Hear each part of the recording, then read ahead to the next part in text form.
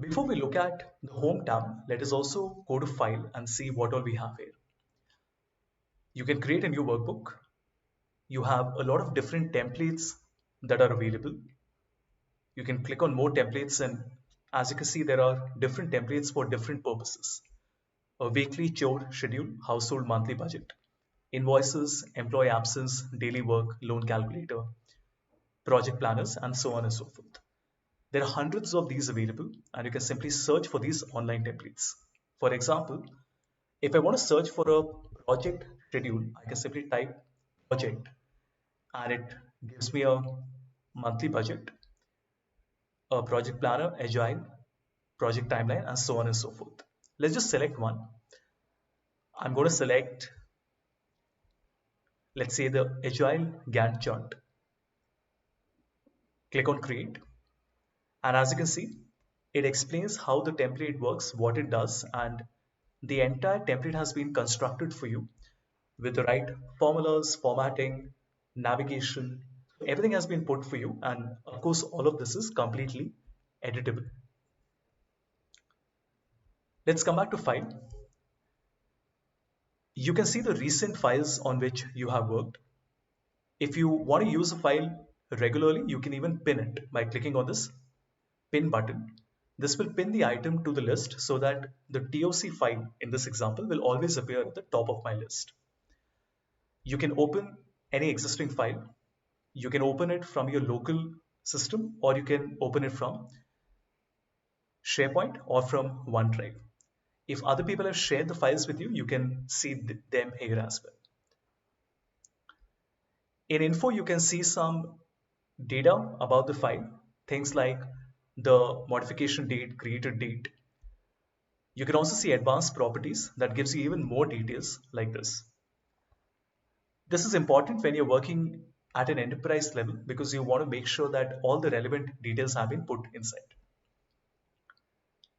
If I want to open the folder in which this file is located, I can also click on open file location.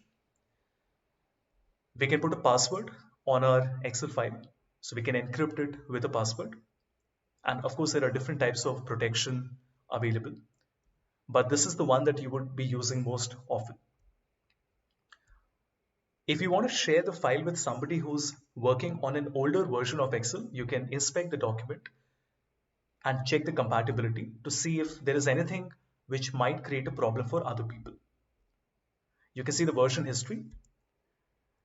The version history, remember, will only work when you have saved the file on the cloud on OneDrive. I can also click on Manage Workbook to recover unsaved workbooks, which means that let's say you forgot to press Ctrl S and you want to see if there is any backup that has been saved automatically. In print, of course, you have different printing properties. You can print it to a PDF, send it to your printer. There are different options, for example, whether you want to collate or uncollate the data, whether you want a portrait or a landscape orientation, and what is the size that you want. So typically it would be an A4 size. You can also set the margins and see if you want to have scaling on the sheet or not. For example, if you say fit sheet on one page, then no matter how much data there is on the sheet, even if there are 100 columns, everything will fit into one single printout. Similarly, you have fit all columns on one page and fit all rows on one page. If you go to page setup, you get even more options here. In sharing, we can share it as an Excel workbook with other people using OneDrive. We can also publish it.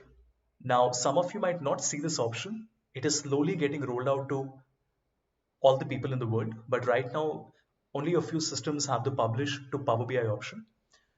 Power BI is a business intelligence tool by Microsoft, which is not a part of Microsoft Office, but it syncs with Excel.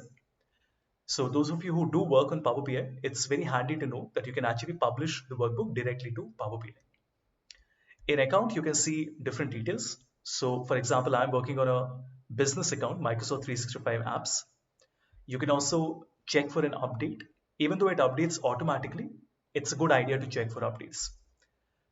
You can also click on what's new to see what are the new updates that have been rolled out. You can change the office background, so there are different styles available. If you look in the top right corner, you can also set the office theme. So you have a dark gray that looks like this, a black that looks like this, and I would like to use the default most of the time, which is colorful. You also have an option to give feedback to Microsoft. And finally, when we come to options, this is where you can customize and enable a lot of different things. I'm not going to cover each and every one because it will take a lot of time and we don't really need to do that. But let's broadly look at what all we have. We have some general options. I can set the default font size, font face. I can set the default of how many sheets will be present when somebody creates a new workbook. The username. In formulas, we can set iterations when you're working with iterative calculations. Right now we have 1, 2, 3, 4 and ABCD as the row and column, but we can set it to 1, 1, as in A1 will be shown as 1, 1, B2 will be shown as 2, 2, which is called a R1, C1 reference type. For most users, you don't really need to change anything here. Um, every once in a while for an advanced project, you might have to tinker around with the options available.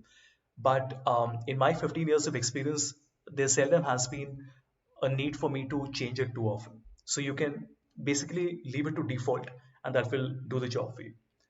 In data, you can set the default layout of pivot tables. So you can set the way a pivot table is created. In proofing, we have proofing options, which helps us autocorrect simple spelling mistakes that we are making. We can also set our own custom dictionaries and you can just download a new one, which will allow you to work with different dictionaries in different languages. In the saving options, you can set the auto recover to maybe 2 or 3 minutes if you want to. You can also set the default format in which the file is saved. So maybe you want to save all your files as a CSV file, for example, and not as an Excel file. Then in language, of course, most of us would be working with English. Ease of access we can leave. Again, advanced options are mostly for editing and formulas and formatting. So you can just go over all of them and most of these are self-explanatory. If you have a touchscreen display, you can also use a pen to interact with the document. It also asks you if the images should be compressed or not. So you can set the default resolution. You can also set a high quality mode for graphics in case you want to print the document as a high quality printout. Right. I think most of these other things you can just leave to default and you would not need to change a lot. In Customize ribbon, you can see that we have all these tabs available, which is home, insert, page layout, formulas, data review. And this is how I have enabled the draw and the developer and the power pivot tab. So if you notice, by default, these don't have a tick mark on them, but you have to put a check to select them. Don't worry if you don't see Power Pivot and Script Lab, we'll be doing that later. If you want to, you can also create a new tab. For example, I can create a new tab and let's just rename this and call this Excel Bible. And in this new tab, we want to create two groups.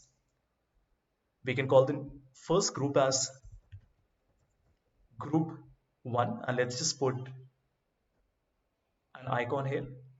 And in group 2, we'll put a different icon. I'm just randomly selecting one. Now in these groups, you also want to put some commands. Again, let's select conditional formatting and add it, delete cells and add it. So these have been added to group 1 and then I can select fill color and add it and format painter and add it.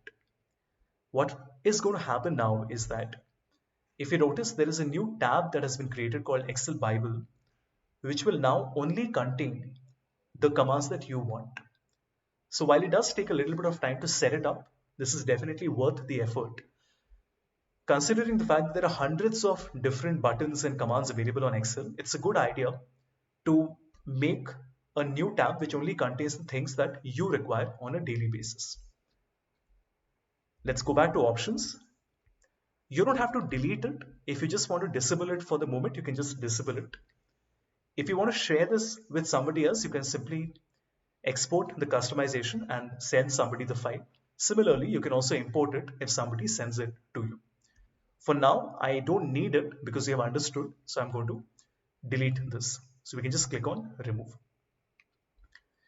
Quick access toolbar is this bar at the top where you see the drop down in the green bar at the top, which is a shortcut menu. So all the things that you use regularly, for example, conditional formatting, delete cells, and font. Just as an example, I can put these on the QAT, which is the quick access toolbar, and you will notice that these three have come here.